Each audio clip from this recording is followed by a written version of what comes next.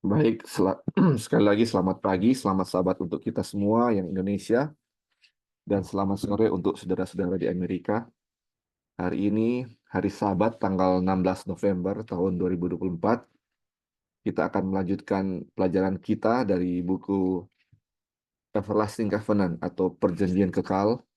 Dan saat ini kita akan melanjutkan di chapter 31 ya, yang judulnya The Sanctuary of God atau Ka'bah Tuhan atau tempat suci Tuhan. Dan ini adalah pertemuan ketiga. Sudah dua pertemuan sebelumnya tentang bab ini ya, atau dari chapter 31. Dan seperti biasa kita akan review secara cepat apa yang sudah kita pelajari waktu lalu. Dan kita akan masuk pada pelajaran untuk hari ini. Oke, jadi pelajaran ini dimulai dengan Mazmur 114 ayat 1 dan 2, di mana Israel dipanggil keluar dari Mesir supaya dibilang supaya Yehuda menjadi tempat kudusnya atau sanctuary-nya ya. Kalau bahasa Inggrisnya sanctuary-nya atau menjadi Ka'bahnya, dan Israel menjadi wilayah kekuasaannya. Jadi tujuannya dipanggil keluar supaya menjadi apa? Menjadi tempat suci ya. Oke. Dan di pelajaran waktu lalu kita sudah pelajari juga bahwa setiap tempat di mana Tuhan hadir atau ya, Tuhan hadir itu adalah suci. Sebagaimana ketika dia menampakkan diri kepada Musa di semak-semak, dibilang kepada Musa, tanggallah kasutmu sebab tempat yang kamu berdiri adalah suci. Karena apa? Tuhan hadir di situ. Makanya tempat itu suci. Ketika dia menampakkan diri juga kepada Yosua di depan kota Yeriko, hal yang sama dia bilang, tanggalkan kasutmu sebab tempat yang kamu berdiri adalah suci. Ketika dia turun ke Gunung Sinai untuk memberikan 10 hukum, Gunung Sinai itu menjadi kudus dan tidak ada orang yang tidak kudus yang dapat menyentuhnya. Orang yang tidak kudus dan menyentuh Gunung Sinai itu bisa mati ya. Dan kita tahu Gunung Sinai menjadi kudus karena apa? Kehadiran Tuhan di situ. Tuhan turun di Gunung Sinai sehingga Gunung Sinai menjadi kudus. Makanya dibilang Sinai pada saat itu adalah Ka'bah Tuhan. Karena Ka'bah menandakan apa? Tempat suci. Dan setiap kediaman Tuhan dibilang apa? Pasti kudus. Jadi ketika Tuhan turun di Gunung Sinai menjadi tempat yang kudus. Jadi di mana Tuhan hadir, di situ adalah tempat kudus ya. Nah, ini kita sudah melihat ya bahwa setelah itu Tuhan menyuruh, setelah di Sinai itu ya, Tuhan menyuruh bahwa bangun Ka'bah kan, kepada dibilang bangunlah sebuah tempat bagiku ya, dia bilang begitu. Terus Salomo bilang begini, ini dibilang, rumah apakah yang akan kamu dirikan bagiku, demikian firman Tuhan. Tempat apakah yang akan menjadi perhentianku?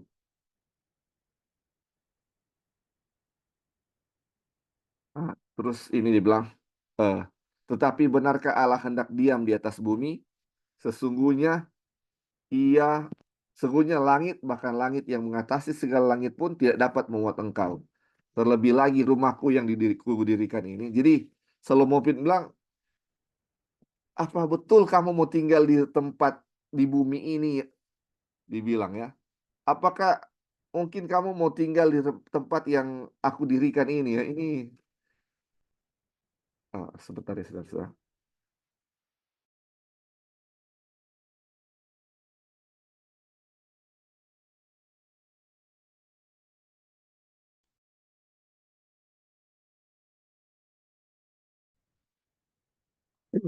Ya, jadi Salomo bilang, benarkah Allah akan hendak diam di atas bumi? Sesungguhnya langit, bahkan langit yang mengatasi segala langit pun tidak dapat apa? Memuat engkau.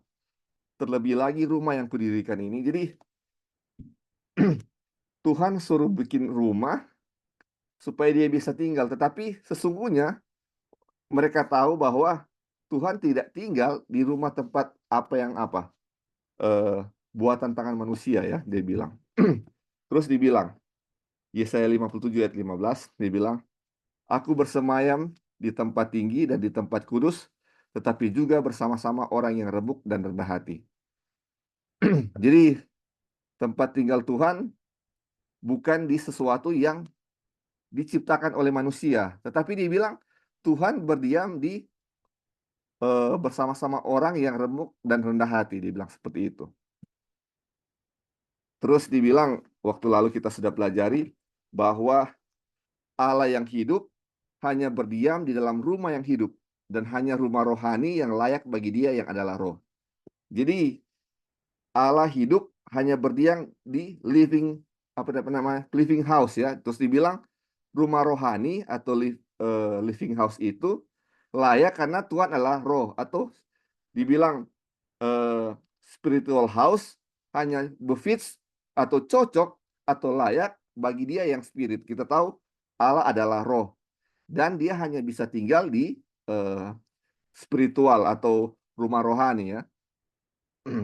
Terus dibilang, dan ini di 1 Petrus 2 ayat 4 dan 5 dibilang, kamu juga dipergunakan sebagai batu yang hidup untuk pembangunan suatu rumah rohani. Jadi saudara-saudara, manusia dirancang sejak awal dia sebagai batu yang hidup untuk menjadi rumah rohani. Nah, tadi kita sudah baca rumah rohani ini yang layak bagi Tuhan yang adalah roh. Jadi kita ini memang sudah dirancang sejak awal untuk menjadi untuk digunakan untuk menjadi suatu rumah rohani supaya Tuhan bisa tinggal. Jadi sejak awal manusia dirancang sorry. Jadi sejak awal manusia dirancang untuk menjadi rumah rohani atau tempat tinggal Tuhan ya, tempat tinggal Tuhan. Bukan sesuatu atau Ka'bah yang seperti yang dibangun oleh Salomo. Jadi bukan dirancang bahwa apa yang dibuat tangan manusia yang supaya Tuhan bisa tinggal. Tetapi ini ya, kita manusia dirancang untuk menjadi tempat tinggal Tuhan dari awal. Terus ini dia bilang ya, di dalam Dia kamu juga turut dibangunkan menjadi tempat kediaman Allah di dalam roh. Terus 1 Korintus 6 ayat 19, atau tidak tahukah kamu bahwa tubuhmu adalah bait Roh Kudus yang diam di dalam kamu, Roh Kudus yang kamu peroleh dari Allah. Jadi dibilang tubuh kita adalah tempat tinggal Roh Kudus. Tubuh kita adalah tempat tinggal Roh Kudus. Di 1 Korintus 3 ayat 16 dan 17 juga dibilang apa? Tidak tahukah kamu bahwa kamu adalah bait Allah dan bahwa Roh Allah diam di dalam kamu? Jika ada orang yang membinasakan bait Allah, maka Allah akan membinasakan dia. Sebab bait Allah adalah kudus dan bait Allah itu adalah kamu.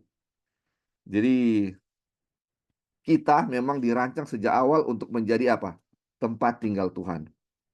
Terus jika seorang mengasihi aku, ia akan menuruti firmanku, dan Bapakku akan mengasihi dia, dan kami akan datang kepadanya dan diam atau abide ya bahasa Inggris bersama-sama dengan dia. Jadi dibilang kalau seseorang mengasihi aku dan menuruti firmanku, kami ya, akan diam bersama-sama dengan dia. Nah, ini jadi apa yang terjadi saudara-saudara? Kalau di pelajaran tadi kita lihat ketika Tuhan turun dan tempat itu menjadi suci karena kehadiran Tuhan, begitu juga dengan manusia yang telah dirancang sejak awal menjadi tempat tinggal dari Tuhan. Jadi ketika Tuhan tinggal di dalam hati kita, apa yang akan terjadi? Hati kita akan menjadi kudus. Sama seperti Tuhan turun ke Gunung Sinai, gunung itu menjadi kudus. Dan begitu juga dengan diri kita, ketika Tuhan turun dalam hati kita akan menjadi kudus. Itu yang sudah kita pelajari waktu lalu. Kemudian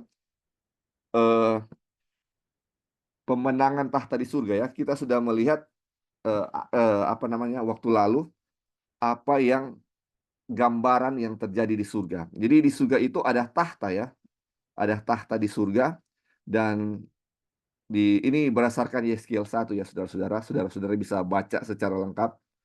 Dan di sana dibilang di sana ada makhluk-makhluk hidup ya, dibilang ada makhluk-makhluk hidup. Terus dibilang ada yang menyerupai cakrawala yang kelihatan seperti hablur es yang mendahsyatkan terbentang di atas kepala mereka. Mereka berjalan, kalau mereka berjalan, aku mendengar suara sayapnya seperti suara air terjun yang menderu, seperti suara yang maha kuasa. Terus dibilang, kedengaranlah suara dari atas cakrawala yang ada di atas kepala mereka. Kalau mereka berhenti, sayapnya dibiarkan terkulai. Terus lanjut dibilang, jadi di surga itu ada tahta ya, sesuai Yeskiel 1. Dan tahta itu digambarkan memiliki memiliki roda-roda ya. Terus dibilang begini ya. Jadi kalau makhluk-makhluk hidup itu berjalan, atau kalau roh itu berjalan, roda-roda itu berjalan. Kalau mereka berhenti, roda-roda itu berhenti. Dan kalau mereka terangkat dari tanah, roda-roda itu sama-sama terangkat dengan mereka. Sebab roh makhluk-makhluk hidup itu berada dalam roda-rodanya. Jadi ini saudara-saudara, gambaran tahta Tuhan di surga itu seperti ada roda-roda. Jadi ketika Tuhan mau pergi ke suatu tempat, tahta itu mengikuti.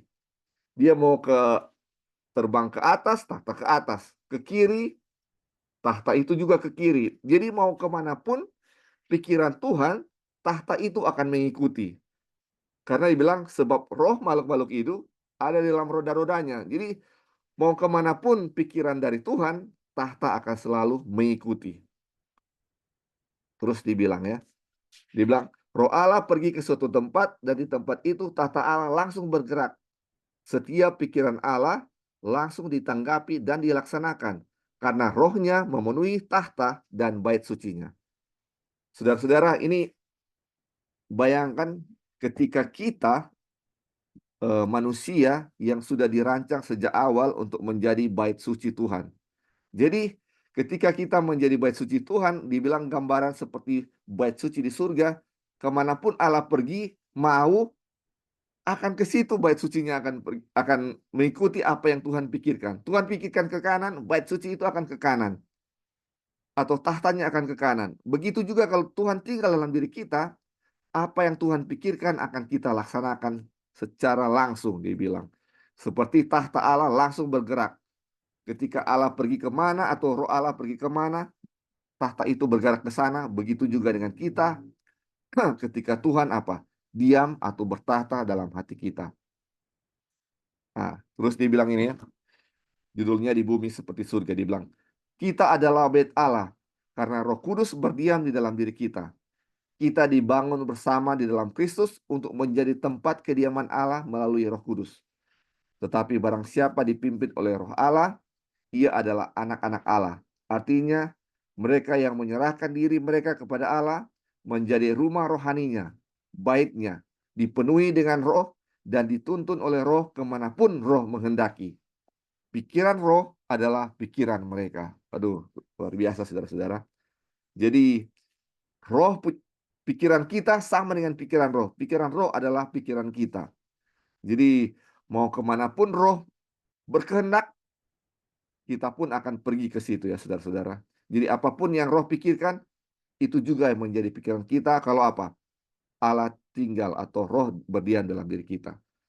Dia punya efek dua ya saudara-saudara, sudah kita pelajari sejauh ini.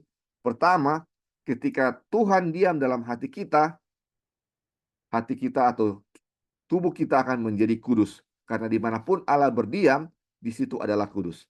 Kedua, apapun yang dia pikirkan, itu juga yang kita akan pikirkan. Tuhan mau kemana, kehendak Tuhan kemana, kita akan pergi ke situ. Apapun yang Tuhan kehendaki, kita akan lakukan. Terus, ini yang terakhir kita pelajari waktu lalu ya. Dibilang Tuhan berpikir dalam manusia. Ketika Tuhan berpikir untuk manusia, itu tidak seperti seorang berpikir untuk memaksakan kehendaknya kepada orang lain. Ada kebebasan yang sempurna. Manusia memilih pikiran Allah karena pikiran itu lebih baik daripada pikirannya sendiri. Dan kemudian Allah berpikir di dalam dirinya. Otak manusia menjadi organ Roh Kudus. Ini luar biasa saudara-saudara. Jadi untuk apa namanya? Tuhan bertahta dalam diri kita, di mana kita memilih pikiran Allah yang menguasai kita, itu adalah kebebasan kita untuk memilih ya saudara-saudara. Ada kebebasan yang sempurna. Jadi bukan dipaksakan supaya kita mau menerima seperti itu ya saudara-saudara. Tetapi ini ada kebebasan dari kita untuk memilih. Terus kalau kita memilih pikiran Allah dibilang apa? Otak manusia menjadi organ Roh Kudus. Waduh, menjadi organ Roh Kudus. Bayangkan, otak kita ini menjadi bagian dari Roh Kudus. Jadi kalau misalnya tubuh kita memiliki misalnya 5 organ eh, penting misalnya ya. Jadi organ kita punya otak ini salah satu bagian dari organ Roh Kudus atau bagian terpenting dari Roh Kudus. Aduh, apapun yang Roh Kudus pikirkan itu juga yang apa? Kita pikirkan karena itu sudah bukan bagian kita sendiri tetapi menjadi bagian dari Roh Kudus juga ya saudara-saudara. Dan seperti yang kita pelajari waktu lalu juga ya saudara-saudara bahwa apa yang Tuhan pikirkan adalah supaya manusia bisa diselamatkan. Jadi yang Tuhan pikirkan atau Tuhan mau atau menjadi tujuan Tuhan adalah bagaimana dia bisa tinggal di dalam diri kita. Bagaimana dia bisa meyakinkan manusia untuk bisa tunduk supaya Tuhan apa? Mau tinggal di dalam diri kita. Karena kalau Tuhan benar-benar tinggal di dalam diri kita, akan ada kudus, tubuh kita akan menjadi kudus dan tubuh kita atau otak kita akan menjadi organ Roh Kudus. Apapun yang Tuhan kendaki, apapun yang Tuhan mau, itulah yang akan kita lakukan. Dan kita melakukan bukan kehendak kita sendiri, tetapi apa yang Roh Tuhan kehendaki bagi kita. Oke, itu yang sudah kita pelajari waktu lalu, saudara-saudara. Mungkin ada saudara-saudara yang mau tambahkan sebelum kita masuk pada pelajaran hari ini. Ini sangat luar biasa ya pelajaran yang sudah kita pelajari waktu lalu. Bagaimana apa efek yang terjadi ketika apa? Tuhan tinggal dalam diri kita. Mungkin ada yang mau tambahkan, silakan sebelum kita mulai. Halo, Ya, silakan. selamat sahabat. Sahabat. Sebelumnya eh, kita ingin apa ya? Maksudnya membagikan di sini ada satu pelajaran yang kita sempat baca ulang ya, yang terus ini menarik sekali karena berhubungan dengan bukan berhubungan. Jadi bagaimana kan kita belajar, kita sudah melihat ya minggu lalu telah mempelajari dan tadi sudah diulang mengenai kemuliaan Tuhan. Bagaimana pemandangan tahta Tuhan itu disaksikan begitu luar biasa dan manusia berdosa itu tidak bisa menggambarkannya seperti apa.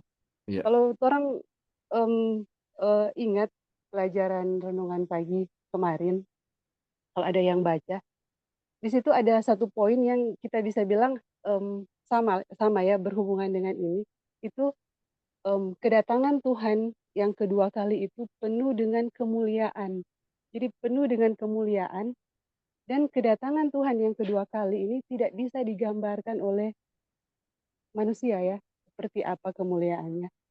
Dan kita lihat ya dari hubungan dari pelajaran ini ya, kemuliaan itu sebenarnya kan itu kemuliaan itu kan karena ada kehadiran Tuhan ya. Jadi di mana ada di tempat kudus itu kehadiran Tuhan itu penuh dengan kemuliaan yang aduh begitu hebat dan tidak bisa digambarkan oleh manusia. Dan kemuliaan ini hanya bisa ada kemuliaan Tuhan ya pada waktu Tuhan datang dan kemuliaan tahta pemandangan Tuhan yang orang pelajari di sini itu hanya bisa apa ya bisa ada pada waktu kedatangan Tuhan ya ini pada orang yang kemuliaannya itu ada di dalam dirinya gitu mas. Jadi maksudnya kemuliaan Tuhan yang hebat itu hanya bisa Tuhan datang itu orang yang punya kemuliaan Tuhan yang sama yang bisa melihat kemuliaan Tuhan. Jadi sebenarnya kalau kita baca ulang ya, baca-baca ulang di dalam pelajaran ini, itu ayat yang telah diberikan kepada kita itu menyatakan bahwa kemuliaan Tuhan, pemandangan tahta Tuhan yang kita pelajari dan kemuliaan Tuhan yang nanti akan datang kedua kali itu sebenarnya ada di dalam diri kita gitu. Coba kita perhatikan baik-baik ya dari semua ayat-ayat, sebenarnya itu ada di dalam dari diri kita.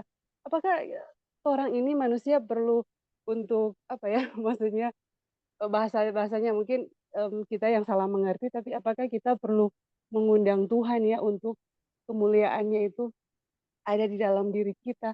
Itu enggak perlu, karena Tuhan itu memang ada di dalam diri kita gitu. Kemuliaannya yang begitu hebat itu sebenarnya ada di dalam diri kita. Apa yang harus kita lakukan itu sudah ditulis di dalam pelajaran ini, kita bacakan ya, kalimat-kalimatnya. Itu kita bisa lihat di dalam, di subtopik pertama, subtopik rumah yang hidup. Di situ ada, kalimat yang mengatakan, "Kita hanya perlu menyadari kuasanya yang luar biasa." Jadi, kita itu hanya itu semua pernyataan iman ya, yang kita mau bacakan ini pernyataan iman yang torang pelajari, kita hanya menyadari menyadari bahwa kuasanya yang luar biasa itu ada di dalam diri kita. Jadi nggak ada perbuatan apa-apa yang harus kita lakukan di situ, kita hanya menyadarinya. Dan itu kan yang ditulis, Wagoner kemarin bahwa dengan begitu, kepenuhan Tuhan itu yang sempurna itu akan betul-betul keluar di dalam diri kita itu hanya oleh iman. Jadi dengan iman ini ya, menyadari kuasanya yang luar biasa di dalam diri kita, baru itu cahaya yang sebenarnya dari Kristus itu akan betul-betul terpancar dan menjadi kesaksian keluar gitu. Kemudian di dalam, subtopik di bumi seperti di surga, di situ dibilang, ini pernyataan-pernyataan iman ya, demikian pula hanya ketika Tuhan diizinkan untuk menempati tempat yang seharusnya di dalam tubuh manusia, Roh-Nya akan menjadi roh mereka, dan pikiran serta pemikirannya akan menjadi pikiran dan pemikiran mereka. Jadi di sini, ketika Tuhan diizinkan, jadi diizinkan itu kan sebenarnya enggak ada sesuatu ya yang kita lakukan, kita hanya membiarkan saja ya Tuhan, kita mengakui kan seperti yang ada ayat yang mengatakan kalau kita mengakui Yesus adalah Tuhan, kita selamat. Jadi kita mengizinkan, "Ya Tuhan, saya izinkan bekerjalah di dalam diriku." Kan hanya seperti itu titik gitu, nggak ada usaha. Nanti dari situ kita baca aja ya, selanjutnya.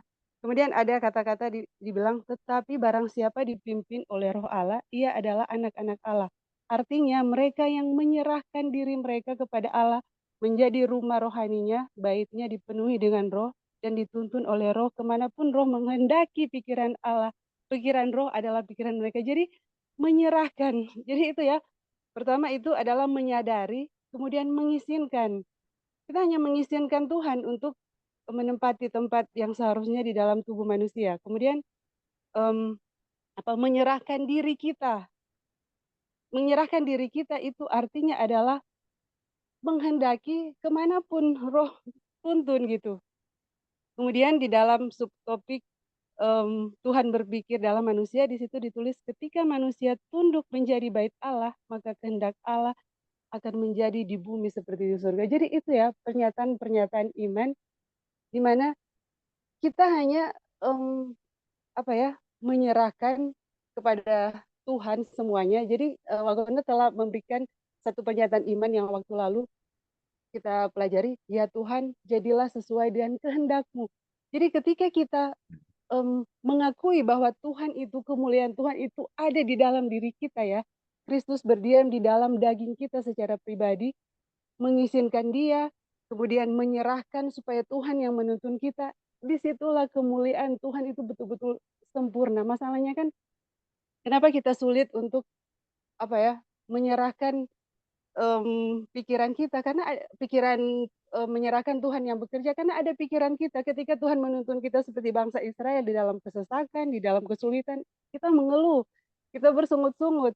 Karena kita mau pikiran kita yang berjalan bukan pikiran Tuhan, tapi kalau kita biarkan apa saja yang Tuhan tuntun kepada kita, apakah kesesakan atau apakah kesenangan, kita tetap bersyukur dan menyerahkan, "Tuhan, saya serahkan apa saja kehendak-Mu, untuk Engkau mau itu yang terjadi." Jadi disitulah kuasa Tuhan yang penuh itu, kemuliaan Tuhan yang sama persis pada waktu kedatangan Tuhan itu betul-betul akan keluar dari diri kita. Jadi semua diri itu betul-betul harus, apa ya, mmm, pikiran sendiri ya kemarin, kita belajar tentang penyembahan berhala itu betul-betul harus hilang gitu, harus pikiran Tuhan yang bekerja karena kalau seperti itu, otak kita jadi organnya Roh Kudus. Jadi pikiran kita akan betul-betul Tuhan yang kendalikan, bukan kita yang mengendalikan. Jadi itu aja sih Ya, tambahannya. Jadi, maksud saya sih di sini pernyataan-pernyataan iman ini yang kita harus mengerti dan sadari ya, supaya kemuliaan Tuhan betul-betul sempurna di dalam diri kita. Jadi tidak ada usaha sedikit pun ya manusia. iya, Itu aja Li, terima iya, kasih. terima kasih Dev untuk tambahannya. Jadi memang benar-benar Tuhan yang melakukan untuk kita ya. Mungkin ada lagi sebelum kita akan masuk di kita punya pelajaran hari ini. Oke, kalau sudah tidak ada, ini subjudulnya sebuah bangsa yang dipanggil keluar. Untuk tujuan inilah Allah memanggil umatnya keluar dari Mesir. Mereka dipanggil keluar dan dengan demikian mereka membentuk gereja Allah yang hidup karena kata Yunani yang diterjemahkan menjadi gereja secara harafiah atau secara literal berarti dipanggil keluar. Jadi kata gereja artinya call out ya atau dipanggil keluar. Terus dia bilang, Allah memanggil umatnya keluar dari dunia supaya mereka dapat menjadi rumah rohani, imamat yang kudus, dan kehadirannya di dalam mereka menjadikan mereka bangsa yang terpilih, imamat yang rajani, bangsa yang kudus, umat kepunyaan Allah sendiri, dan mereka menyatakan puji-pujian kepada Dia yang telah memanggil mereka keluar dari kegelapan kepada terangnya yang ajaib, karena Dia yang berdiam di dalam mereka bercahaya. Jadi, jadi ketika Tuhan memanggil bangsa Israel keluar dari Mesir, ini Dia punya tujuan adalah untuk menjadikan mereka bangsa yang kudus. Kenapa? Karena tujuannya ketika Dia panggil keluar bangsa Israel dari Mesir, dan Tuhan tinggal di dalam hati mereka masing-masing, mereka ini akan menjadi suatu bangsa yang kudus karena di mana Tuhan tinggal, seperti kita sudah pelajari tadi, di mana Tuhan tinggal, tempat itu akan menjadi kudus. Jadi, kenapa dia harus panggil itu orang-orang Israel keluar dari Mesir? Karena di Mesir begitu banyak sekali berhala-berhala. Berhala-berhala sehingga Tuhan tidak bisa tinggal di antara mereka. Banyak berhala-berhala di dalam hati mereka. Jadi dia harus panggil keluar mereka keluar dari Mesir supaya dia bisa tinggal dan mereka bisa menjadi umat yang kudus. Dibilang bangsa yang rajani, umat kepunyaan Allah yang sendiri. Imamat yang rajani, umat kepunyaan Allah sendiri. Tetapi kita sudah lihat ya, ketika mereka pun keluar dari Mesir, berhala-berhala Mesir mereka masih bawa-bawa sampai kita lihat ya sampai di padang gurun gitu. Dan apa namanya? Dan sebagaimana kita ketahui bahwa orang-orang yang keluar dari Mesir tidak satu pun yang apa? Yang masuk di tanah Kanaan, hanya apa? Anak-anak mereka ya, keturunan mereka yang selanjutnya yang apa? Yang masuk. Karena apa? Mereka masih bawa apa? Idol-idol atau berhala-berhala dari Mesir sehingga Tuhan tidak bisa tinggal di dalam mereka. Hanya keturunan mereka yang bisa masuk apa? Tanah Kanaan. Masuk tanah Kanaan ya, saudara-saudara. Dan ini tujuan ini ya, dipanggil keluar itu keluar dari apa? Kegelapan atau berhala-berhala yang ada di dalam kehidupan mereka sebelumnya. Jadi banyak orang yang menafsirkan ini panggil keluar ini bahkan ada yang sudah di dalam gereja dipanggil keluar juga ya. Makanya ini banyak yang salah tafsirkan sehingga ini tujuan panggil keluar adalah apa? Bagaimana berhala-berhala yang dulu harus disingkirkan supaya apa? Tuhan bisa tinggal ya di dalam hati manusia. Itulah apa? Tujuan Tuhan memanggil bangsa Israel keluar dari Mesir. Oke, mungkin di paragraf ini ada yang mau tambahkan sebelum kita lanjut? Ini dia punya subjudul panjang ada sekitar 3 halaman. Jadi kita nggak akan selesaikan satu ini baru ditambahkan. Jadi saudara-saudara bisa tambahkan di setiap paragraf-paragraf. Ada yang mau tambahkan sejauh ini? Arti dipanggil keluar atau gereja yang artinya dipanggil keluar ya. Oke, kalau belum kita lanjut. Halo? Oh ya, silakan silakan ya. Ya, Ya, jadi Li, di sini boleh balik lagi ke yang awal. Di sini kan bicara tentang di sebuah bangsa yang dipanggil keluar. ya. Jadi di sini kita dikasih tahu arti gereja itu seperti apa. Jadi gereja itu bukan bangunan ya, kalau dari pengertian ini ya. Gereja itu bukan apa ya, secara sama dengan bangsa Israel, mereka maunya bait suci gitu supaya betul-betul oh itu ada Tuhan. Sekarang kan begitu ya. Kita pikir oh nanti di dalam gereja baru betul-betul ada Tuhan. Aduh sayang sekali kan kalau seperti itu. Jadi nanti betul-betul kita merasa kehikmatan itu kalau kita ke gereja gitu. Aduh sebenarnya bukan itu. Gereja itu bukan bangunan. Tetapi gereja itu adalah di sini berbicara satu umat ya. Jadi satu umat yang dipanggil keluar dari penyembahan berhala. Dari Mesir gitu. Jadi itu artinya gereja yang sesungguhnya. Bukan gedung gitu. Bukan yang diam gitu. Gereja itu adalah satu umat yang dipanggil keluar itu bergerak ya, maksudnya dia bergerak sama seperti tahta Tuhan, bergerak. Bukan, diam di situ terus gitu. Jadi di sini kita belajar, arti gereja yang sebenarnya itu apa gitu. Kemudian, bangsa Israel ini kan, ini berbicara mengenai umat. Bangsa Israel itu dipanggil keluar dari Mesir, di mana tempat, apa ya, tempat penyembahan berhala. Jadi Allah memanggil umatnya keluar dari dunia supaya mereka dapat menjadi rumah rohani imamat yang kudus. Jadi kita itu mau jadi satu umat ya, mau jadi kudus dan rohani itu harus betul-betul keluar dari Mesir gitu, dari penyembahan berhala.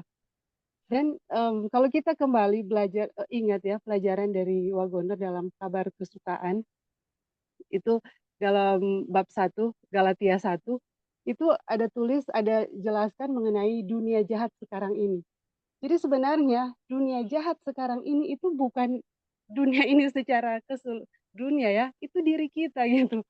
Yang sebenarnya diri kita inilah dunia jahat sekarang ini. Kita boleh kita bacakan satu kalimat Ya. dari keterangan mengenai dunia jahat yang sekarang ini di kabar kesukaan.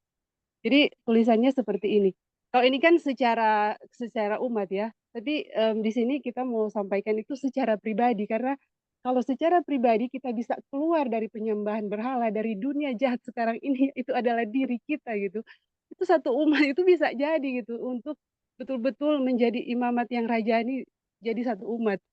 Jadi kita lihat ya secara pribadi ini dunia jahat yang sekarang ini dia penjelasannya, Kristus menyerahkan dirinya karena dosa kita untuk melepaskan kita dari dunia jahat yang sekarang ini, itu di dalam Galatia 1. Kalau tidak salah ayat 3 itu. Kemudian ia akan mengambil dari kita apa yang telah dibelinya, yaitu dosa kita. Dengan berbuat demikian, ia melepaskan kita dari dunia jahat yang sekarang ini. Itu menunjukkan kepada kita bahwa dunia jahat yang sekarang ini tidak lain adalah diri kita sendiri yang berdosa. Ia tahu keinginan daging dan keinginan mata serta keangkuhan hidup. 1 Yohanes 2 ayat 16. Kita sendirilah yang melakukan segala kejahatan yang ada di dunia ini. Manusialah yang menjadikan dunia itu jahat, sama seperti dosa telah masuk ke dalam dunia oleh satu orang, dan oleh dosa itu juga maut, demikianlah maut telah menjalar kepada semua orang. Karena semua orang telah berbuat dosa. Roma 5 ayat 12.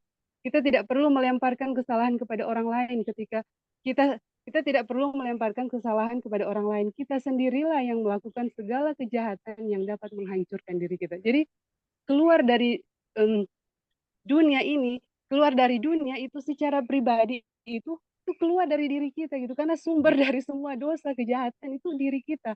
Kalau kita lihat kita lihat ya pelanggaran hukum Tuhan dari 1 sampai 10 itu sebenarnya itu kalau kita selidiki itu dari diri kita semua dari contoh ya, hukum jangan membunuh. Itu sebenarnya lahir dari membunuh itu kan bicara kasar, apa, marah, itu semua lahir dari diri karena mungkin tersinggung, sakit hati, itu kan semua fokusnya diri semua. Kemudian jangan berzina, jangan mencuri, jangan bersaksi dusta, jangan mengingini.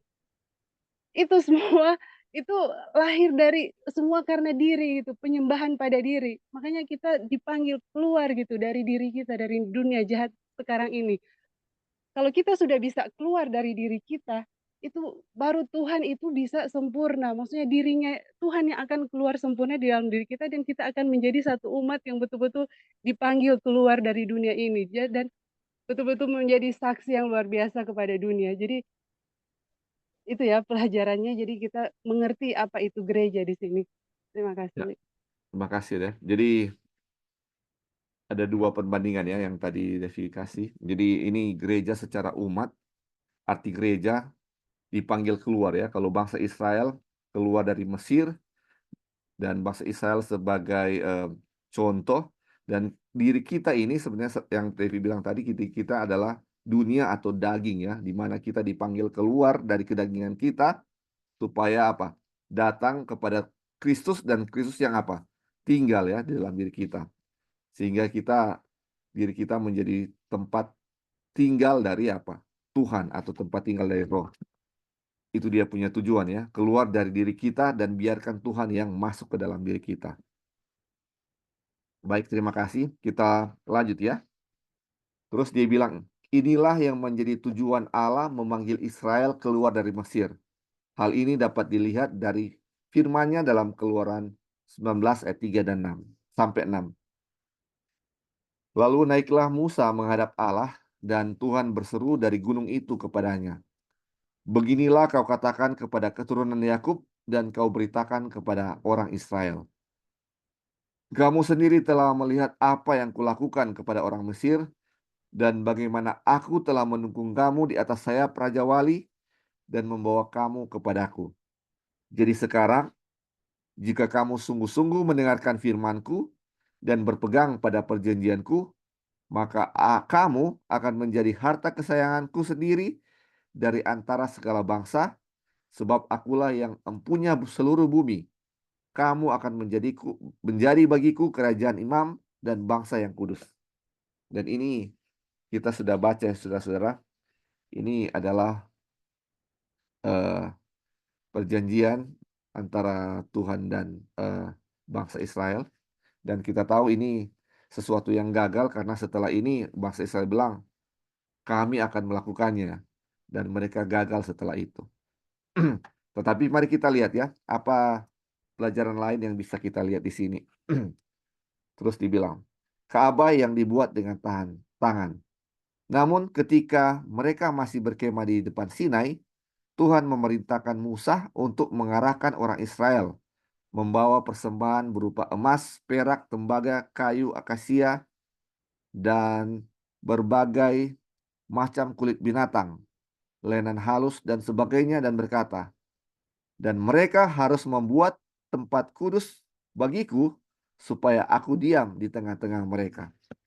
Jadi ketika bangsa Israel diam di depan Sinai, atau berkemah di depan Gunung Sinai, ketika Tuhan memberikan 10 hukum, Tuhan berfirman bahwa bikin apa?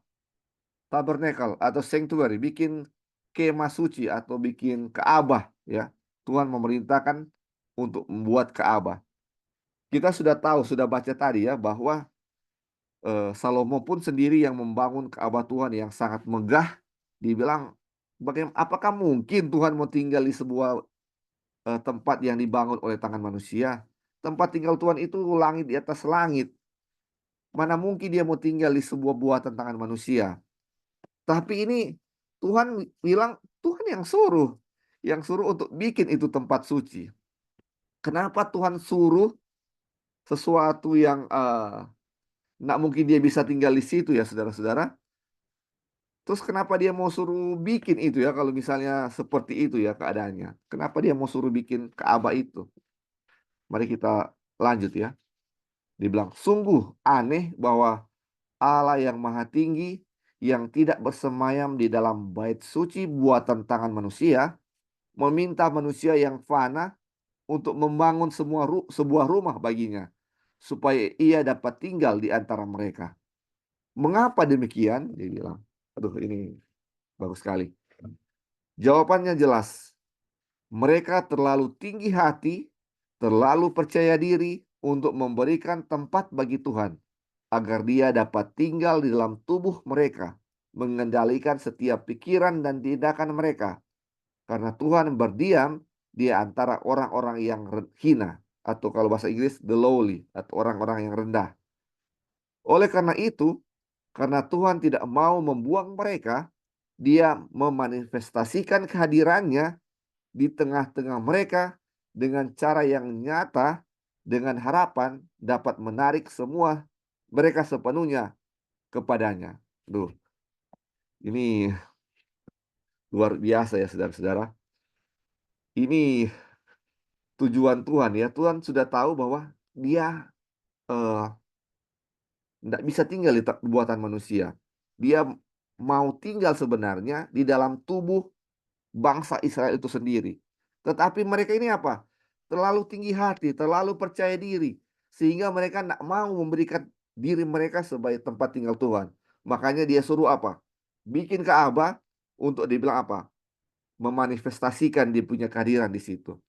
Dan kita sudah tahu saudara-saudara, ketika bangsa Israel di Mesir, mereka itu dipenuhi oleh berhala-berhala yang mereka bisa lihat.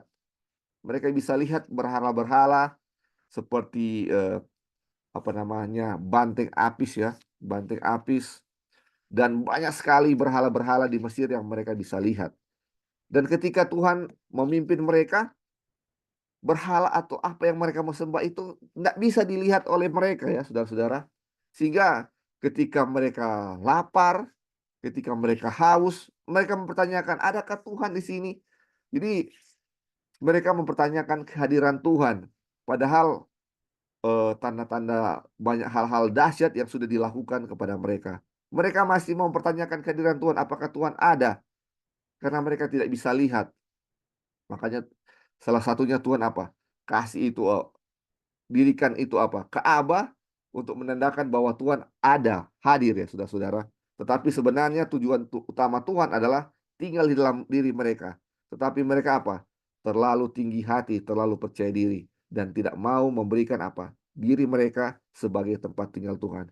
Jadi disuruh bikin Ka'bah untuk memanifestasikan kehadiran Dia, untuk menarik orang-orang supaya mereka mau untuk apa?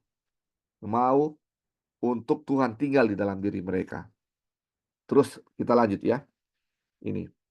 Jika mereka percaya, mereka tidak membutuhkan tempat kudus ini sama seperti Abraham. Wah, luar biasa ya saudara-saudara. Jika memang betul saudara-saudara, Ka'bah itu menjadi tempat tinggal dari Tuhan, harusnya dari zaman Abraham Tuhan sudah apa?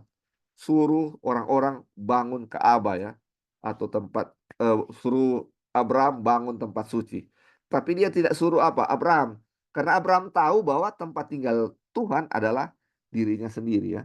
Makanya eh, di zaman Abraham dia bilang apa? Tidak membutuhkan tempat kudus ini sama seperti Abraham. Terus dibilang, hal yang paling utama di dalamnya dan yang menjadi isi dari bait suci adalah hukum Taurat atau the table of testimony atau loh-loh kesaksian. Tetapi hukum Taurat ini seharusnya dimiliki oleh orang Israel. Ditulis bukan dengan tinta, tetapi dengan roh dari Allah yang hidup. Bukan pada loh-loh batu, melainkan pada loh-loh daging, yaitu di dalam hati manusia. Jadi yang ada di dalam Ka'bah itu adalah apa? Yang ada di dalam bilik maha suci adalah apa? Hukum Tuhan. Ada tabut perjanjian yang isinya adalah apa? Hukum Tuhan. Jadi yang Tuhan mau itu Ka'bah Dia yang adalah tubuh kita ini, bagaimana hukumnya itu ditulis dengan apa? Ditulis pada hati manusia, ditulis dengan roh pada hati manusia, bukan ditulis di dalam loh-loh batu. Itu bukan tujuannya, tapi ditulis di apa? Di hati manusia, sama seperti Abraham, hukum itu ada di dalam dirinya sendiri ya, di dalam dirinya sendiri. Terus ini dia bilang, dalam hal ini mereka akan memiliki kesaksian dalam diri mereka, di dalam diri mereka sendiri. Tubuh mereka akan menjadi kemah kesaksian, dan mereka akan menjadi saksi bagi Allah. Akan tetapi kemah kesaksian yang dimaksud adalah kemah kesaksian yang dibangun oleh Musa. Fakta bahwa kesaksian ini ada di dalam kemah itu dan bukan di dalam diri mereka membuatnya menjadi saksi yang terus-menerus melawan mereka, sebuah kesaksian atas ketidaksetiaan mereka.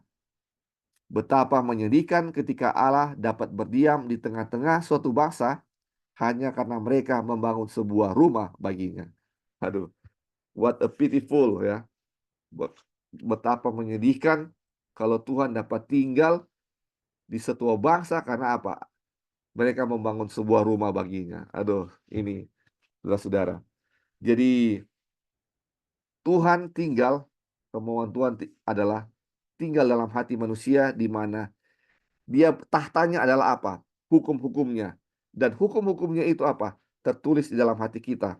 Bukan yang tertulis di batu dan ditaruh di sebuah apa? Tempat ya. Itu yang menjadi tujuan Tuhan ya. Ini luar biasa. Oke, sampai di sini. Ada yang mau ditambahkan saudara-saudara?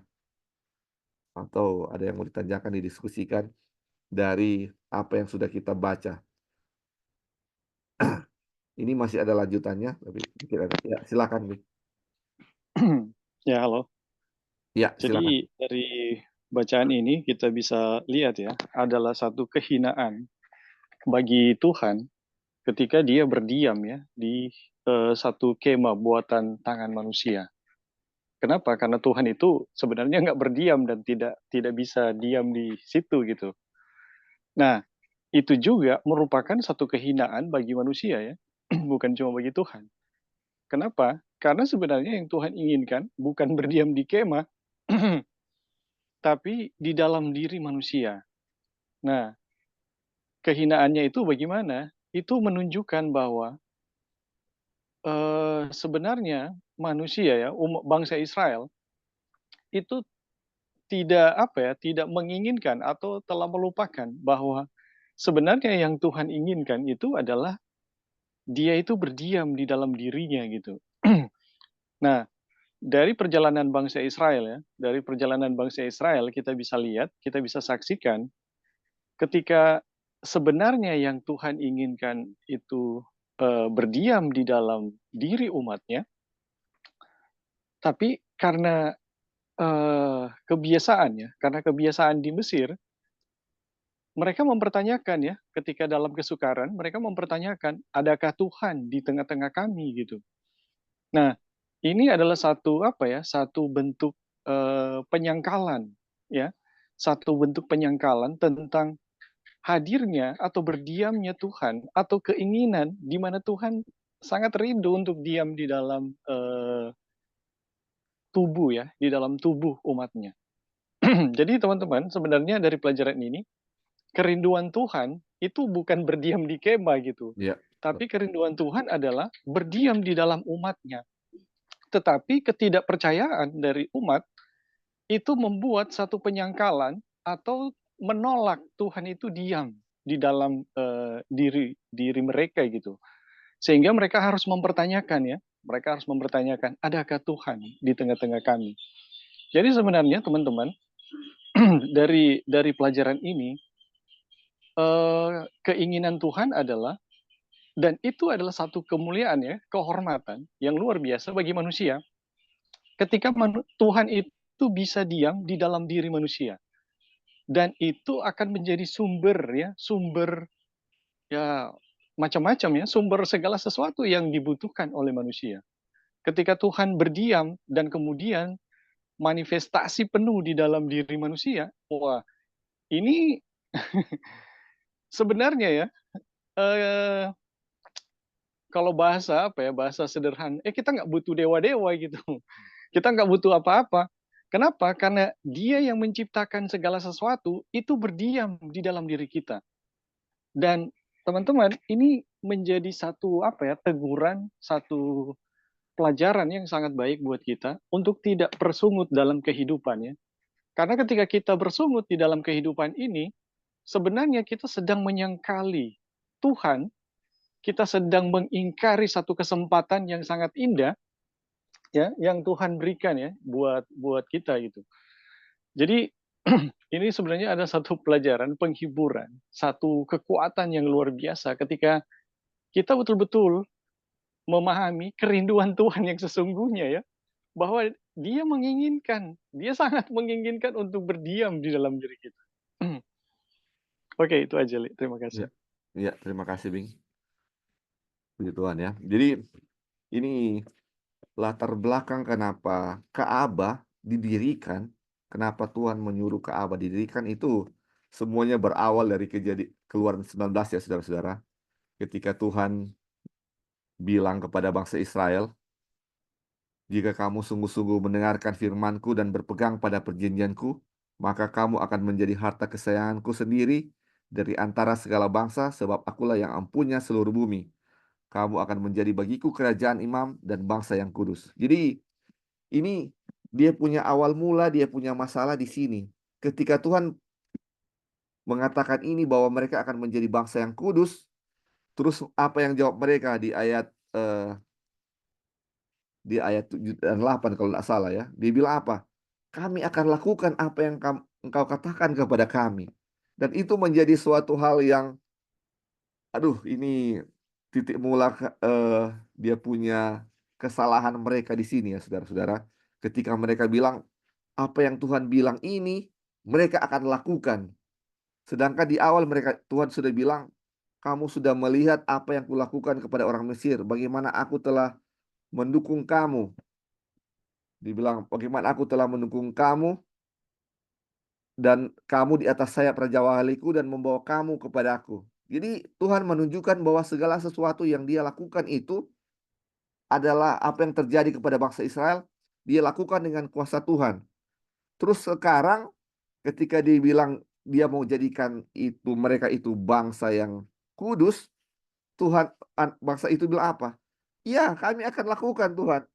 Terjadilah seperti yang Engkau firmankan. Kami akan lakukan seperti yang Engkau firmankan untuk menjadi kudus. Menjadi kudus umat kepunyaan Tuhan. Mereka akan lakukan. Dan apa yang terjadi? Tuhan kasih apa? 10 hukum. Apa yang terjadi setelah itu? Tuhan bikin apa? Ka'bah. Karena tujuan Tuhan sebenarnya apa? Mau tinggal di dalam diri manusia supaya manusia bisa kudus. Supaya manusia bisa menurut apa yang Tuhan bilang. Atau 10 hukum yang dia akan berikan kepada mereka. Tetapi karena mereka tinggi hati bahwa mereka akan melakukan apa yang Tuhan bilang, Tuhan suruh bikin apa? Ka'bah. Tuhan kasih itu 10 hukum dan ditaruh di dalam Ka'bah dan itu menjadi suatu apa? Suatu hal yang terus dibilang ini sini bilang eh dia bilang fakta bahwa ini adalah membuat fakta bahwa kesaksian ini ada dalam kemah dan bukan di dalam diri mereka, membuatnya menjadi saksi yang terus-menerus melawan mereka, sebuah kesaksian atas ketidaksetiaan mereka. Betapa menyedihkan ketika Allah dapat berdiam di tengah-tengah suatu bangsa hanya karena mereka membangun sebuah rumah baginya. Jadi ketika Tuhan membangun Ka'bah, memberikan 10 hukum yang tertulis di loh batu bukan di dalam hati manusia, itu menjadi apa? Suatu kesaksian yang terus-menerus melawan mereka. Karena apa?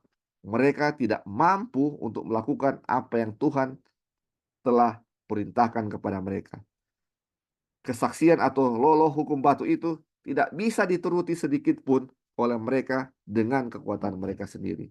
Makanya Tuhan bilang, lihatlah sejauh ini waktu di Mesir, dia sudah lakukan ini itu kepada mereka. Segala sesuatu yang dahsyat sampai di saat itu ya, Tuhan telah lakukan. Untuk menunjukkan bahwa untuk melakukan hukum ini, Tuhanlah yang akan melakukan atas mereka, bukan mereka sendiri. Tapi ini kesalahan mereka dengan mengatakan bahwa apa? Mereka yang akan melakukannya. Aduh, luar biasa. Ini, oke, ada yang mau tambahkan saudara sebelum kita lanjut lagi? Oke, kita lanjut ya. Halo. Oh ya, silakan ya. Ya, Ya, Li, sebelum ke bacaan tadi, iya, betul ya, tadi disinggung, lalu singgung tentang jawaban bangsa Israel ya. Jadi jawaban itu kalau kita lihat ya di situ betul-betul ada usaha, iya, semua usaha iya. manusia ya kami akan melakukannya. Tapi yang Wagoner, kita mau ulangnya Wagoner yang Wagoner katakan ketika Tuhan berfirman harusnya kita amin, jadilah Tuhan Amin. sesuai Iya. dengan kehendak-Mu. Jadi itu ya, jadi di sini kita harus betul-betul mengerti dan sadar, aduh jangan-jangan kita jadi seperti bangsa Israel. Waktu Tuhan berfirman toh, kita harus menjadi kudus toh. Jangan-jangan kita lagi berusaha lagi untuk aduh menjadi kudus, jadi menghindar dari hal-hal duniawi. Aduh jangan sampai pikiran ini. Jadi jadi begitu ya. Itu harus disadari dan dimengerti dan apa ya kita mau bilang hati-hati. Maksudnya disadarilah. Karena ketika Tuhan berfirman, "Kamu adalah bait Roh Kudus, tempat berdiamnya Roh Kudus." Apa yang kita lakukan? Apakah kita harus berusaha untuk tubuh kita jadi kudus? Nggak bisa kan, akan jadi sama seperti bangsa Israel yang kita lakukan, "Ya Tuhan, amin, ya Tuhan jadilah sesuai dengan kehendak-Mu." Jadi itu yang kita harus lakukan ketika Tuhan berfirman, "Kamu adalah bait Roh Kudus." "Ya Tuhan, amin, ya Tuhan jadilah sesuai dengan kehendak-Mu." Titik, cuma itu aja, nanti Tuhan yang akan bekerja dengan caranya seperti apa untuk menyadarkan kita apakah di dalam keadaan yang sulit sama seperti bangsa Israel, ya sudah kita jalani saja dengan bersyukur, ya itulah, kehendak Tuhan gitu. Jadi itu ya, mmm, tadi yang Lali singgung dan kita ingin, juga mengenai bacaan ini ada satu pelajaran yang bagus sekali, setuju ya tadi sudah dijelaskan oleh saudara Ebing dan juga Lali mengenai berhala di Mesir. Mereka kan nyata melihat, tapi pada waktu mereka di padang gurun, mereka tidak melihat nyata gitu. Makanya mereka bersungut-sungut dan mempertanyakan Tuhan. Dan kita lihat ya, bagaimana Tuhan itu dia, namanya itu dia tidak bisa menyangkali dirinya. Jadi perjanjiannya dengan Abraham yang diteguhkan dengan sumpah itu, dia tidak bisa menyangkali dirinya gitu. Dia tidak bisa dengan ketidakpercayaannya bangsa Israel ini kemudian dia membuang mereka gitu. Jadi Tuhan tidak bisa melakukan itu, ketidakpercayaan mereka kemudian Tuhan tidak setia. Karena Tuhan tidak bisa menyangkali namanya gitu. Jadi apa yang Tuhan lakukan, ya terpaksa kalau kita sih bisa bilang terpaksa untuk menarik mereka ya. Tadi dibilang apa ya, menarik bangsa Israel ini supaya, kepenuhan Tuhan itu bisa nyata di dalam ketidakpercayaan mereka, dia harus membuat, Ka'bah, tempat buatan manusia untuk dia tinggal. Dia mau gitu tinggal di situ supaya, bangsa ini bisa betul-betul nyata melihat, oh dia berada di situ gitu. Sebenarnya kan tadi sudah dijelaskan, sebenarnya nggak perlu gitu, itu nggak perlu, itu Tuhan itu harus, berada di Ka'bah. Karena yang Tuhan mau dia betul-betul disadari bahwa dia itu berdiam, secara pribadi di dalam kita yang Ka'bah sesungguhnya. Jadi bukan bayangan. Jadi Tuhan tidak mau, mmm, itu jadi bayangan terus gitu. Maksudnya Ka'bah itu jadi bayangan, kemudian hukum Tuhan itu jadi bayangan terus dituliskan di dalam loh-loh batu atau sekarang itu ada dituliskan di dalam buku. Dia mau supaya, apa ya, itu betul-betul dituliskan di dalam hati kita gitu, di dalam umatnya gitu. Jadi kita lihat ya kasih Tuhan karena dia tidak bisa menyangkali dirinya, dia tidak mau membuang. Harusnya bangsa Israel ini sudah disingkirkan, tapi dia tidak mau gitu, dia tidak mau menyangkali dirinya, dia tetap menunjukkan kasihnya. Dan akhirnya kan karena ketidakpercayaan mereka, eh, apa ya, Ka'bah itu selalu menjadi karena ada hukum Tuhan di situ, itu selalu menjadi saksi yang menentang mereka. Jadi, aduh, sayang sekali ya kalau hukum Tuhan itu hanya jadi bayangan terus dalam kita gitu, hanya dituliskan di dalam buku terus. Yang Tuhan mau itu hukum itu betul-betul dituliskan di dalam hati kita dan kita menyadari bahwa Ka'bah yang sesungguhnya itu adalah diri kita, tempat berdiamnya, bertasanya Tuhan, bukan Ka'bah buatan manusia ya, atau kalau sekarang ini bukan gereja ya, nanti di gereja baru kita merasakan begitu hikmat kehadiran Tuhan. Aduh, itu harus dimengerti dan harus disadari bukan seperti itu. Jadi kalau kita menyadari itu, aduh baru kesaksian yang luar biasa ya akan diri Tuhan akan keluar dalam diri kita. Baik, Ya, Li, terima kasih. ya, terima kasih ya. Ya, jadi ini ya, jadi sama seperti waktu di zaman Abraham kita sudah baca tadi bahwa hukum Tuhan sendiri tertulis di dalam hatinya dan hatinya itu menjadi tahta Tuhan di mana Tuhan itu bisa tinggal di dalam hati dari Abraham. Dan itu juga yang dia kendaki untuk orang-orang Israel ya. supaya mereka bisa menjadi bangsa yang kudus, di mana dia bisa tinggal atau bertahta di dalam hati manusia. Tetapi karena dibilang tadi ya, tinggi hati dari bangsa Israel ini, jadi Tuhan harusnya dia tidak kasih itu 10 hukum dalam loh batu, tapi di dalam hati, tapi karena mereka tidak ini, tinggi hati, dia tulis itu hukum di dalam loh batu dan itu terus-menerus melawan mereka ya. Dan karena Tuhan tidak bisa tinggal dalam hati mereka karena tinggi hati, dia suruh itu apa? Bangun Ka'bah. Jadi dua hal yang terjadi ya, yang di luar dari rencana Tuhan, yaitu memberikan hukum dalam loh batu dan menyuruh mereka membangun Ka'bah ya, supaya Tuhan bisa tinggal. Itu menjadi kesalahan mereka dan hal ini dibuat ya. Tetapi hal ini dibuat untuk kebaikan mereka ya. Memang ini suatu lebih memberatkan mereka sebenarnya, tetapi ini dibuat untuk kebaikan mereka. Kenapa saya bilang tadi memberatkan? Jadi ketika bangsa Israel memiliki bait suci, ketika mereka sudah tiba di tanah Kanaan, mereka kalau ada perayaan-perayaan atau hal-hal yang mereka melakukan, eh, misalnya pengampunan dosa, mereka harus apa? Bawa domba dari tempat yang jauh, misalnya mereka tinggal yang jauh dari Ka'bah, mereka harus bawa dan pergi ke Ka'bah. Jauh sekali mereka harus bawa ya ini domba. Yang harusnya ketika ada ini mereka kesalahan mereka bisa melakukan seperti Abraham dimanapun dia bisa bangun mezbah untuk apa namanya pengampunan dosa. Tapi kalau ini mereka harus bawa ke Ka'bah walaupun mereka tinggal di tempat yang jauh. Jadi itu sebenarnya menjadi suatu kerugian bagi mereka. Tapi inilah yang terjadi ketika Tuhan tidak apa namanya? Ketika Tuhan tidak diizinkan atau tinggi hati atau berhala-berhala ada di dalam diri kita dan Tuhan tidak tinggal dalam diri kita. Itu yang menjadi akibatnya seperti itu. Terus kita lanjut ya, dia bilang Tuhan kita berasal dari suku Yehuda dan mengenai suku itu Musa tidak pernah mengatakan suatu apapun tentang imam-imam, tentang priesthood ya. Namun seperti yang telah dicatat pada waktu Israel keluar dari Mesir, kaum keturunan Yakub dari bangsa yang asing bahasanya, maka Yehuda menjadi tempat kudusnya, Israel wilayah kekuasaannya. Jadi itu yang ayat pertama ya, tadi kita baca di Mazmur.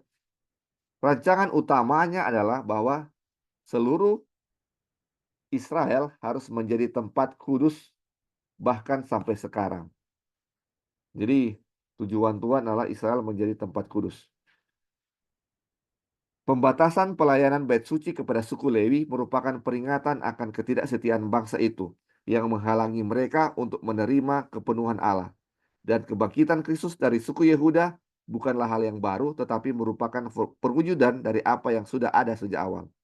Jadi sejak awal dibilang Israel dipanggil keluar dan dibilang Yehuda menjadi tempat kudusnya, Israel wilayah kekuasaannya. Itu rancangan awal ya, bahwa seluruh Israel bisa menjadi apa namanya orang-orang yang kudus ya. Tetapi setelah terjadi ketika Ka'bah dibangun, suku Yehuda pun atau semua umat Israel tidak bisa masuk ke Ka'bah. Cuma orang-orang suku Lewi yang imam yang bisa masuk ke dalam Ka'bah. Ada pembatasan pelayanan bait suci di sana. Semua orang tidak bisa masuk. Suku Lewi. Padahal rencana awal adalah semua orang bisa masuk karena semua orang bisa kudus ya saudara-saudara. Tetapi ini yang terjadi. Cuma apa namanya? Cuma imam-imam yang bisa masuk. Cuma suku Lewi yang bisa masuk ya. Dan ini dibilang ini merupakan peringatan akan apa? Ketidaksetiaan bangsa itu yang menghalangi mereka untuk menerima kepenuhan Allah. Dan ketika Kristus itu lahir dari suku Yehuda dan Yesus itu menjadi imam, itu imam besar ya. Kita tahu Yesus adalah imam besar dan dia lahir bukan dari suku Lewi, tetapi suku Yehuda. Dan ini bukan dia bilang ini bukan suatu hal yang baru, tetapi ini sudah menjadi apa? Apa yang sudah dibuatkan sejak awal, apa yang sudah dibilang dari awal bahwa dari keturunan apa namanya? Israel dari keturunan Yakub atau maka ke Yehuda menjadi tempat kudusnya ya. Israel wilayah kekuasaannya. Jadi dari Yehuda atau untuk kelahiran Yesus sudah dinubuatkan untuk menjadi imam ya, imam besar. Jadi harusnya semua bangsa Israel berhak ya, karena mereka menjadi orang-orang yang kudus. Tetapi karena ketidaksetiaan mereka, hanya orang Lewi yang bisa apa? Masuk untuk menjalankan ibadah di tempat suci ya. Oke, terus dibilang, dari kemah suci yang dibangun oleh tangan manusia, ada beberapa pelajaran berharga yang dapat dipetik. Karena Allah tidak pernah menyuruh sesuatu yang sia-sia. Kepedulian Allah yang penuh kecemburuan terhadap tempat kediamannya merupakan salah satu pelajaran utama. Tetapi ada banyak hal yang tidak dapat diajarkan dari bangunan itu karena alasan sederhana bahwa benda mati tidak pernah dapat menunjukkan aktivitas makhluk hidup. Terus, tempat kediaman Allah yang sesungguhnya bergerak dengan sendirinya didorong oleh pikirannya, sementara rumah ini harus dibawa oleh manusia. Aliran air hidup berasal dari tahta Allah, seperti yang ditunjukkan di Sinai. Tetapi tidak ada yang seperti itu yang terlihat di kemah suci Musa, tempat yang tepat bagi hukum Allah sebagai dasar dari tahtanya telah ditunjukkan. Dan ini adalah hal yang tidak boleh diabaikan. Karena hukum Allah harus ada dalam setiap hati di mana Allah tinggal. Yesus berkata, Tauratmu ada di dalam hatiku. Jadi saudara-saudara, kita sudah lihat ya bahwa tempat atau tahta Tuhan yang ada di surga itu bergerak sendiri, didorong oleh pikirannya. Mau kemana Tuhan kehendaki, tahta itu pergi ke satu. Atau bait suci, tempat tinggal Tuhan mengikuti kemanapun Tuhan mau atau roh mau. Tetapi ini tempat suci yang dibangun oleh manusia atau masih kemah waktu di zaman Musa harus apa? Dibawa oleh manusia, dibawa oleh tangan manusia. Dan ini tidak seperti yang apa Tuhan kehendaki ya saudara-saudara. Oke, ini yang dia kehendaki adalah apa? Tauratmu atau tahta Tuhan adalah di dalam hati manusia. Dibilang ketika Taurat, jadi hukum Taurat atau loh batu ada di dalam kemah suci atau di dalam bait suci. Begitu juga kalau misalnya dibilang harusnya hukum Tuhan ada dalam bait kita dan apa? Tuhan bisa tinggal dalam diri kita. Jadi kemanapun yang dia mau, karena dia sudah tinggal dalam diri kita, akan otomatis ke situ ya. Jadi tidak perlu dibawa-bawa oleh manusia ya, seperti kemah yang suci yang dibuat oleh Musa. Seperti itu. Oke, saudara-saudara mungkin sampai di sini ada yang mau tambahkan? Ini menarik. Ya, silakan, Bing. Halo. Ya. Ini sangat menarik ya, ini pelajaran. Ya. Jadi saudara-saudara, di sini kita bisa lihat ya bahwa kehendak Tuhan sebenarnya adalah semua atau seluruh bangsa Israel itu menjadi imamat. Ya. Ya. Ini menjadi pelayan Tuhan. Dan apapun yang dilakukan oleh orang Lewi, itu pun bisa dilakukan semuanya oleh Betul. seluruh bangsa itu ya. Israel, ya. Nah, ketika pelayanan itu hanya dikhususkan kepada orang Lewi, ini adalah peringatan ketidaksetiaan atau kegagalan dari bangsa Israel menyadari ada Allah yang sangat dekat di dalam diri mereka. Wah, ini luar biasa. Nah, teman-teman, kalau kita mau parafrase dalam bahasa kita sehari-hari, kita bisa bilang, oh, kita kan bangsa Israel, orang Lewi itu adalah ya kita umat ya, kita bangsa Israel yang menghidupi orang Lewi. Ya, orang Lewi lah yang memberikan firman Tuhan kepada saya. Itu karunianya, sedangkan ini karunia saya. Ya, betul. Teman-teman, kalau kita berpikir dalam pola berpikir seperti itu sebenarnya adalah peringatan terhadap kita lagi tidak setia. Kenapa? Karena yang Tuhan inginkan semua kita menjadi seperti Lewi, imamat yang rajani. Tidak ada pembatasan karunia, ya. Siapapun seharusnya karunia Tuhan itu seharusnya dimanifestasikan kepada siapapun, ya.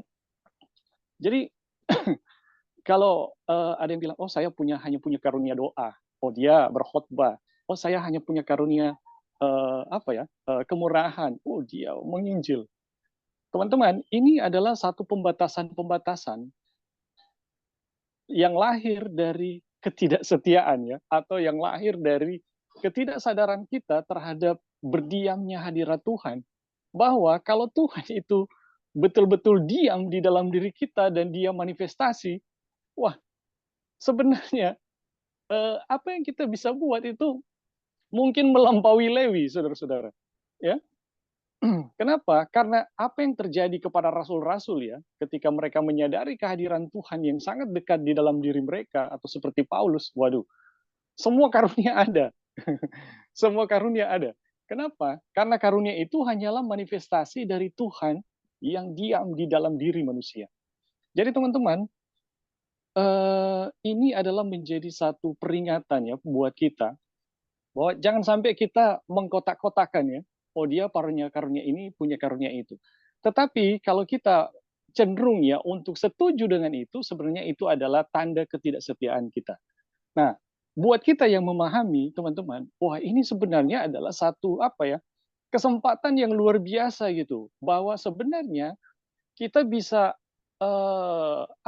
bertumbuh ke arah, kalau bahasa Ellen White, tak berhingga karunianya gitu.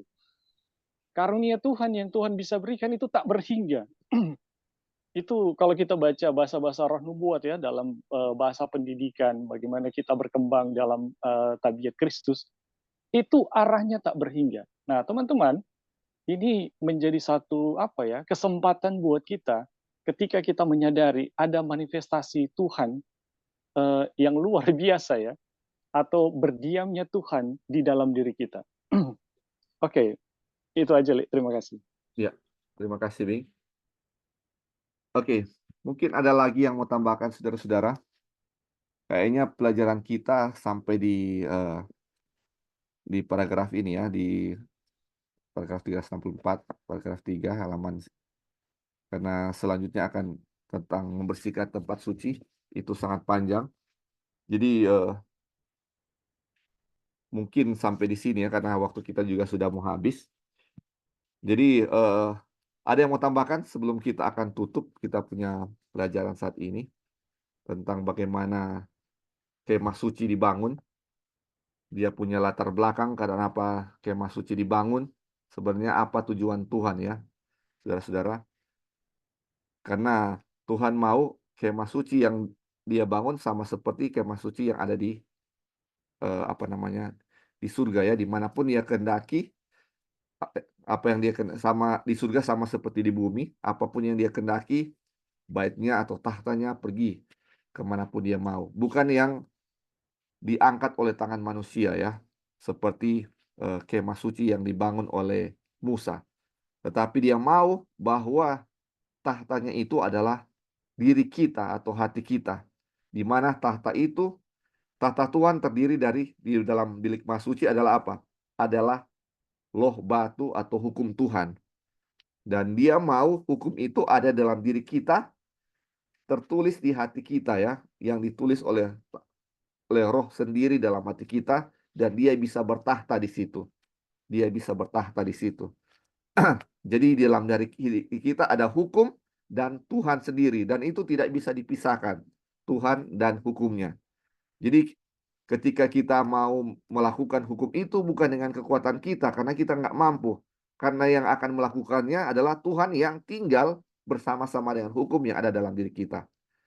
Bagian kita adalah apa? Membiarkan Tuhan atau tunduk supaya Tuhan bisa tinggal dalam diri kita. Ini kata tunduk ini atau submit ini merupakan kata kuncinya di sini. Jadi kita nggak ada usaha apa-apa selain membiarkan Tuhan yang tinggal dalam diri kita. Jadi ketika Tuhan tinggal dalam diri kita, otomatis hukum yang dia berikan kepada kita, kita bisa lakukan. Yang kedua adalah apa? Yang paling penting, di mana Tuhan tinggal, di situ menjadi suatu tempat yang kudus. Ketika Tuhan tinggal dalam diri kita, Dibilang apa? Kita akan menjadi umat yang kudus, imamat yang rajani, seperti yang dibilang tadi ya, Saudara Eding sudah jelaskan tadi. Dan ketika masuk ke Ka'bah yang suci, bukan suku Lewi, semua bisa masuk.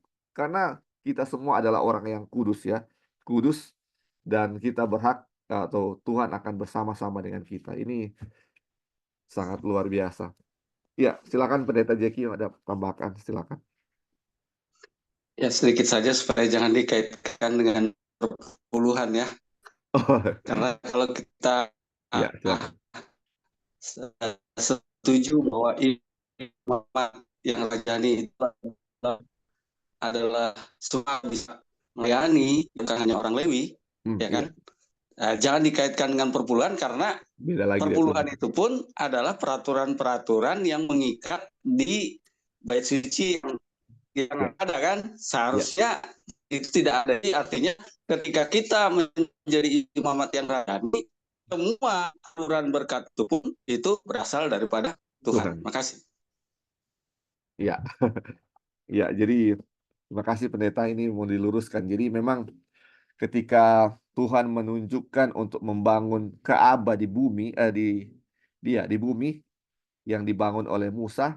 Jadi ada orang-orang khusus ya, orang Lewi.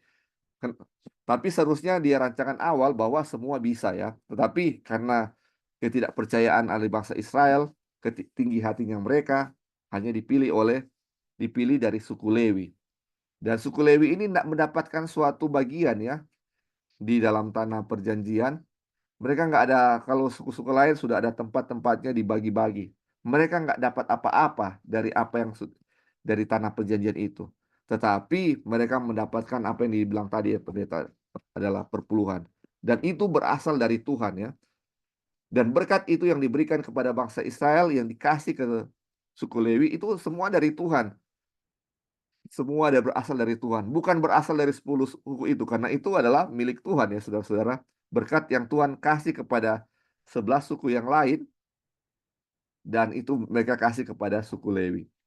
Jadi bukan dari diri mereka sendiri. Jadi pun ketika kita menjadi imamat yang rajani, mendapatkan berkat, bukan semua dari perpuluhan yang seperti bilang tadi ya, tetapi itu semuanya berasal dari Tuhan.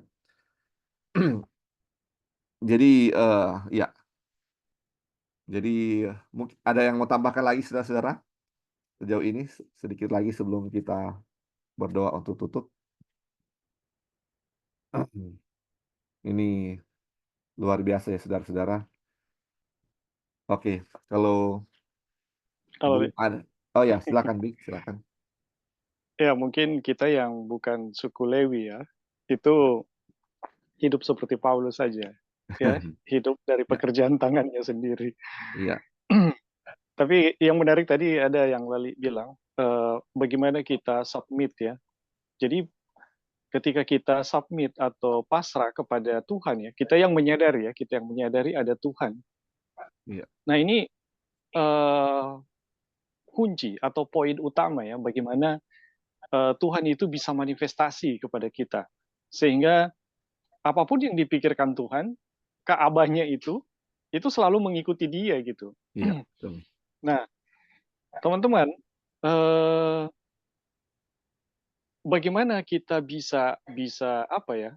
Bagaimana kita bisa mengikuti pikiran Tuhan, kita yang Ka'bahnya mengikuti pikiran Tuhan? Ya, sangat sederhana ya. Sebenarnya dengan menaruh pikiran itu menjadi pikiran Tuhan itu, menjadi pikiran kita. Dan teman-teman, ini pelajaran yang sangat mendasar ya di dalam Pekabaran 1888.